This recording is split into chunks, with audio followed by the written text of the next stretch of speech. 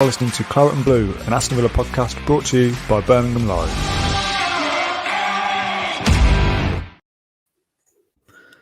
Well, no one saw this come in. This podcast was not planned. It's 7:30 on a Wednesday evening, and Aston Villa have signed Danny Ings. Ash, absolutely, totally out of the blue. Not one single person, not one journalist, not one news source or news outlet knew this one was coming.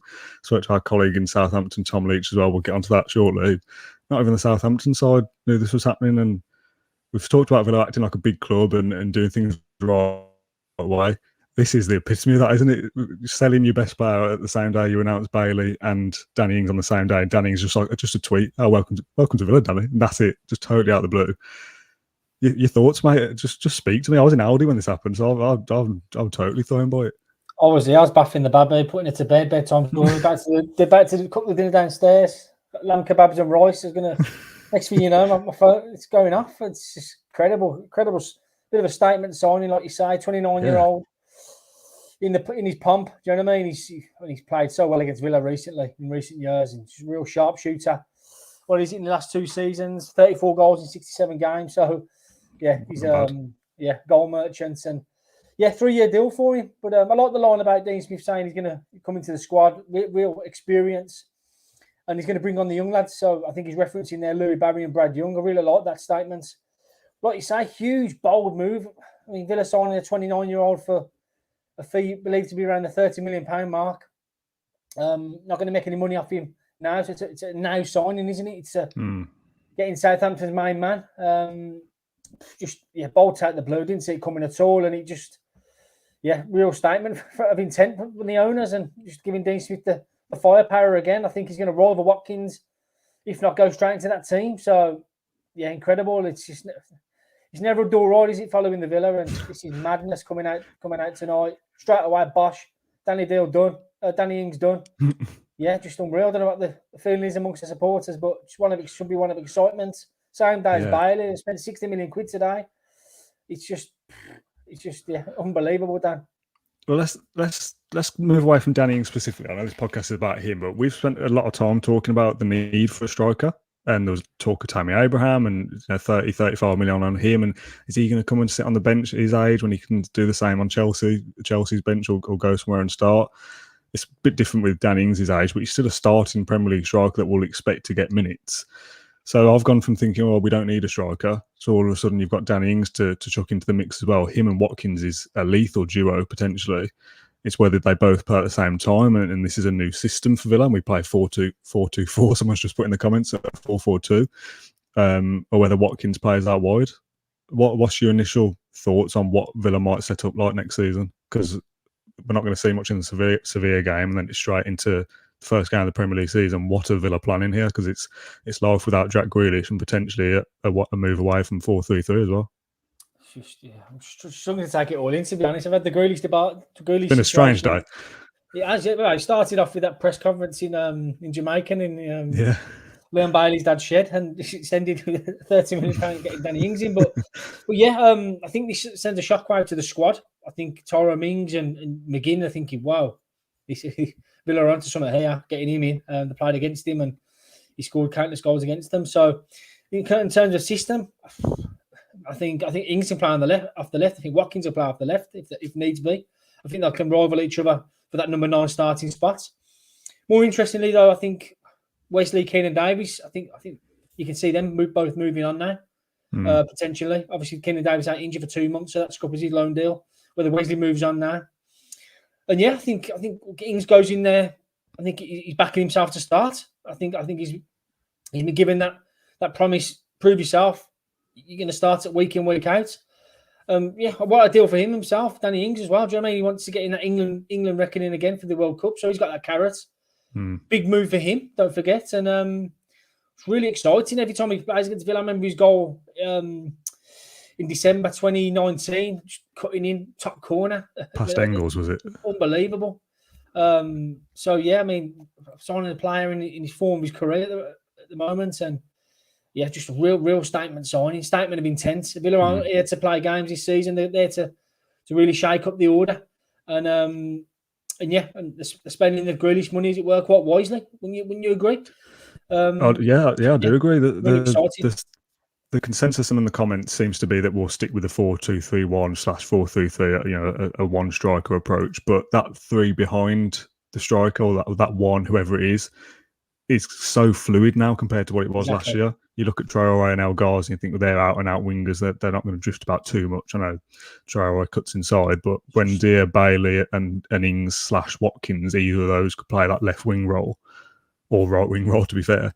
Yeah. That's so fluid. It's so attacking. It makes me feel like we probably need another central midfielder signing, a proper, like, dedicated holding midfielder that is just going to break things up and let those other guys play. Like the Premier League equivalent of how we had Jedinak a few years ago. To just, your job is to sit there on the halfway line, break it up and give it to the creative guys. Because those forward four, plus you got McGee and Louise, they like to get forward as well. You're leaving yourself very open. I know our defence was good last year, but you've got to expect a holding midfielder to go in there now, I would have thought. And we've talked all along, haven't we, about links to a winger. Do we need them? Links to a centre-back. Do we need them? Tuanzebe. Not even talk about Tuanzebe. That happened earlier. Yeah, coming in on loan after signing a Man United deal. You think he's going to Newcastle. And again, I was sat here going, I don't know if we need Tuanzebe. He comes in as backup, essentially. But that's a good squad we're building now. Yeah. Him in defence as backup. He can play across a right back as well if needed, with Kessler going out on loan the other day. So maybe that means Gilbert's on his way. It's just all go, isn't it, at the moment? And the best way of bouncing back from the Grealish thing, because let's face it, the club will have known this was coming. You know, this hasn't just happened yesterday, is it? Where they go, oh Christ, Jack Grealish is going, what do we do now? Panic stations. They don't complete the Danny Ings deal since yesterday. This has been in the works for some time, and no one knew about it. And that really shakes things up for me. I'm pleasantly surprised, and there'll be a lot of talk about Villa from the mainstream this year going, they've lost Grealish, they'll be in trouble. I think people should be looking at us the other way, thinking they're building a real team unit there now. Yes, they've lost Jack Grealish, but look who they've replaced him with. It's exciting, isn't it? I feel very upbeat considering we're about to lose our star man for 100 million. Yeah, it's a big money deal, don't get me wrong, for a 29-year-old, but boy, is it a statement signing. I think your Evertons, your Tottenhams, I think the big boys are looking at Villa now going, wow. They're making a move, and that forward Bailey, Ings, Watkins, pace and power in abundance. It's just the centre backs are going to in for a nightmare. There you got Bailey, Buendia, teeing him up from deep as well. It's just really exciting, attacking Trident there. That's without Grealish. So yeah, I'm just blown away by the deal that they pulled off here. So exciting, Bailey, Watkins, and like I've said, I think they're not done yet. I mean, I spoke to a player close to Grealish on the way to England, Croatia, a few months ago now in the Euros, and he said the owner's got a plan without Jack and with Jack, and I think they've triggered this now. Without Jack, we're spending the money, we're going at it. The project's still on. We're not taking a back foot here. We're going to put the foot on the accelerator, and we're going to come at you. Such a big signing this, And I just wonder how it all played out. It'd be interesting to know. As you did reference buying British this summer, proven Premier League quality, and he's got it with Ings now in abundance. So I think really excited about what the comments are saying, Dan, if they're coming in. But there's loads of people. There's loads of comments. We're at 998 live viewers at the moment. Just hit over 1,000. That's the biggest live audience we've ever had. And appreciate it's a bit of all over the place podcast as it stands. I'm not going to be here for too long because, like you said, you've got a child to deal with, and it's Wednesday night. Like things are changing. Things are changing so quickly. We were going to do a proper in-depth podcast today, but we thought we'll wait till tomorrow because the Jack thing hasn't officially crossed the line yet. There's a few people in the comments saying, "What if he fails a medical?" Which I'd be amazed if that was the case, but you never know. So it's all a bit of a whirlwind at the moment. In terms of the deal and the price, I think in the title I've put 30 million, and I've seen on Sky Sports since that they've said 25. It's undisclosed from the club, so I doubt we'll ever truly know the actual value, but it seems to be 25 to 30, maybe bonuses in there and add-ons and that kind of thing. What's your thoughts on that? Because when I scrolled past it, when I got in from the supermarket, I thought it was like a spam account at first when I was on social media. I thought someone had just changed their profile picture to Villa or whatever and said, "Oh, we signed Danny Ings." And I was like, "Yeah, right." Almost scrolled past it. Yeah, just because it comes so left field. If it was Tammy Abraham, I'd have gone, "Oh yeah, that's been in the works. That's been in the rumor pages and stuff." But Danny Ings, and we'll talk about Abraham in a sec. Totally left field, Danny Ings. So I just almost didn't read too much into it until I was like, "Christ, we've actually signed Danny Ings." And my initial thought was, past the excitement, that doesn't seem to fit in with the other business Villa have done in terms of the age and the price for someone of that player. That all the deals we've done in the last, I don't know, 18 months or so, but on the large part, have been like resale value, buy low and think, well, they're young, they can progress with Villa. If they end up becoming world beaters, we'll sell them on for big bucks. Someone like Ezri Konsa, sign them for 12, sell them for 50 or whatever it be. You're not going to make any money on Danny Ings, so it is very much a here and now purchase of here's some big money for a proven goal scorer, score goals for us now and help us kick on to that next level. And if you do it, you'll be rewarded for that. If you don't, it's a bit of a mess up signing for Villa because they won't be able to set him on for 30 million in the future. Yep. So what's your initial thought that it kind of upsets the mould of Villa's transfer recruitment, but for the personnel and what he brings on the pitch here and now, that's the price you have to pay, isn't it? Yes, it's been interesting to get Tom on, the science reporter, our colleague. I think Villa are getting more than the on-pitch stuff. I think we spoke about it in the statement there. It's pro, experienced squad member, and I think it brings that element to quite a young Villa team, isn't it, Dan? Like you say, there's not much experience there with Heaton, Almo, Taylor going. I think Villa are getting a real top professional here who's going to have a massive effect on the group. He's going to lift standards. He's going to be a massive help for Watkins. Watkins still a Premier League novice, don't forget. I think he's going to bring his game on tenfold. The pair of them will be competing for England to get an England World Cup squad. That's going to be healthy competition. Yeah. Louis Barry, he's going to benefit massively from this. Same with Brad Young, working with Ings every day and how he conducts himself around the training field. Because, I think he's going to benefit Villa on and off the field. I really do. I think they need experience in here. Got it with Ashley Young. Martinez, Mings, they're all really top pros, and Ings is another one of them. And you can't underestimate that having that in the camp, going week by week, game by game, and players rely on that. So, kudos to Villa for pulling this off. I think I would great to, like I say, great to have Tom on, our Saints writer, just to delve a bit more about Ings. But getting a player in his pump, got that carrot at the World Cup next season as well, and I think Villa made a statement. I think they're going to go for Europe. They're going to go for Europe. I mean, start of the window, just as the season finished, Dean Smith said, not going to go too big here. But they've changed tack now massively, haven't they? So that's, smashing transfer records left, right and centre. And I think more business is to be done.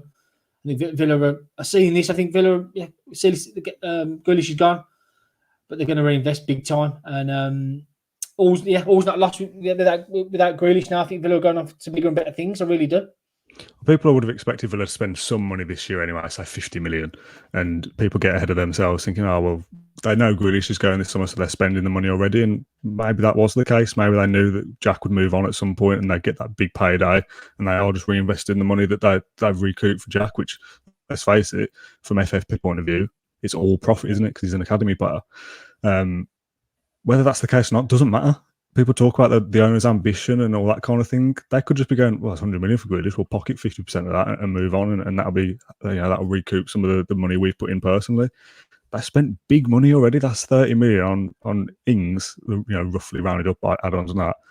30 million on Ings, Bailey, and Buendia. That's 90 million across 3 players, and that's the business we said we needed to do last summer if we're to kick on. Rather than spending 70, 80 million on 10 new players and the average is 7 or 8 million per player, you've got to go out and spend big on these individuals and get them in to improve the quality of the squad overall. And like I said before, the mainstream media will probably just instantly write us off because no Jack Grealish will mean instant failure for Villa. But I think we'll fly under the radar a little bit. Well, that's the hope and the anticipation anyway. And if we have a good start to the season and someone like Dan Ings and Ollie Watkins stay fit for the whole season and Buendia and Bailey kick on from minute one, people will start looking at us for the favourites to break into Europe, never mind anything else. Yep. Dave made a good point in the comments. Really, really good point. When Villa saw in Dublin in 98, Dublin was 29 as well. It's very similar. It's got a big money move then as well. So Ings 29 as well, coming to the club banging form. So, I think real statement, like I've said, Dan. I think there's more to come. I really do, off the back of this. And obviously, Toons Ivy probably be the next one. But huge statement, and we'll see what happens now. What happens with Tammy? Does that rule out a move for him now? This is the one striker they sign. It probably does, I think I can't see Villa spending another 40, 30 million pound on Tammy. Me neither. I think that's moved on now. I think Ings comes in, top pro, willing to knuckle down. Where I think Tammy coming in thinking he'll want to play every week, whereas Ings will take sitting on the bench 1 week just to prove himself. And do you know what I mean? I can see that happening. So they've gone with Ings, experience needed there. Like I said, they're getting more off the pitch as well with Ings coming in. So yeah, just blown away by it all, to be honest. More to come, and yeah, really exciting. Well, I sent Tom a quick message because I thought he's the best person to ask for Southampton stuff. I said, just wondering if I can grab you for 15 minutes to a Facebook Live, and he replied straight away saying, Southampton are playing right now. So obviously I didn't realise this, so I won't get a chance. I said, this came from nowhere, and he's like, absolutely nowhere. Southampton were not expecting a bid close to the price that we've offered them. Yeah. So I cheekily asked, what about James Ward-Prowse next? Why are you speaking to Southampton? Just go back for him as well. And I said, would it be absolutely hands off at all costs? And he says, I don't see how they can survive without him. It'd be, to be fair, Southampton fans are already a little bit miffed, for want of a better word here, because Danny Ings has talked about Champions League football, and they're saying that this is a sideward step at best, if not a backward step, to go from Southampton to Villa. Obviously, all the Villa fans watching this will disagree with that. And if there's one club that's going to break into that European elite, it's going to be Villa over Southampton. I'd have thought the way things are going.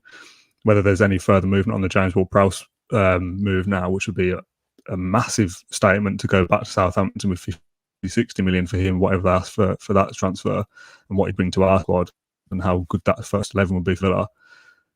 I don't know whether Southampton would sell him now. It feels like people saying he's not in their squad tonight, but he's struggling with a bit of an injury. That's the only reason. It feels like a very unlikely you go back there and give Southampton another 50 million to get Ward-Prowse, and they lose him and Ings in the same window to the same club. Yeah, well, you'd say Ings to Villa, £30 million on August 4th would be unrealistic, wouldn't you? It's happened. Yeah, true. But yeah, we'll see. I mean, this Ings sale has definitely hurt Southampton. Make no mistake about that. I think they're looking over their shoulders now, thinking, what next for them? They've got to reinvest that money. Like Tom said on the text, he said Southampton didn't expect this at all. It's coming bolt out the blue. Villa made the move and got the man. It's very, very aggressive business style. I think Leon Bailey's dad mentioned that in his press conference, saying he liked the way Villa acted in and out. They want Leon Bailey, they got him. It's acting like a massive club, isn't it? Coming in for the best players, plucking them. We wouldn't have said this a few years ago, would we? Villa coming in. This is why I can't be too annoyed at Manchester City for the Grealish thing, because we're doing the same thing to other clubs on a lesser scale. We've gone to Norwich and said, here's 30 million for Buendia, we want him. Yep. We might go back for Cantwell and say, let's have him as well. Done the same to Southampton. So it's the food chain of football, isn't it? You've got your little mini league that you're in, and ours is mid-table to sixth. You've got to go in and get your rivals' best players, essentially. Yeah. Just on Cantwell, that's the other one in the comments that people are asking about. Do you think we'll go for another midfield forward option, somebody like Cantwell, or is Watkins / Ings that left winger now that plays? And the other signing would be a more rigid midfielder rather than a Cantwell or a St. Maximan and people like that the names are going around. Do we need another number 10 winger? Yeah, it's interesting. Is it you look at the squad now? You got Watkins, you got Wesley, you got Davies, you got Ings now, you got El Ghazi, you got Traore, you got Buendia, you got Bailey. It's getting, I wouldn't say overcrowded, but there's plenty there now. It's whether Villa go out and get a player who can play number 10 as well. Bit of versatility there as well. Buendia can play off the right and the left. Bailey the same. So interesting to see which way Villa go down now. Whether they try and shore it up in midfield. But yeah, I didn't see this one coming off then, so I don't know what's happening next. I don't know. This came out. No one was playing this one. And this is what I like about the way Villa act now, rather than they did 10 years ago when we lost Barry and Milne and people like that. And you think, well, that is Villa ruined now, and a decade of misery that followed. And the biggest, it's a breaking transfer record, isn't it, for Jack when it does eventually cross the line? That's a big deal, regardless of how you want to look at the actual actions that have happened. And Villa have gone, well, we're going to spend 60 million on the same day and still keep pushing. Yeah, we talk about ambition, and they are showing ambition. It's now up to those guys to gel on the pitch and the coaching staff to get the best out of them and push on to that next level, because the sooner we're in Europe ourselves, the more likely it is we'll hold on to these players in the future. Just going through that starting 11 quickly, you're looking at Martinez, Cash, Konsa, Mings, Target as your back five, same as last year. Axel Tuanzebe being there as back up to centre-back and right-back. Ashley Young back up to left back / left wing, even if we're in a pickle, but it doesn't look like it with the amount of forwards we've got.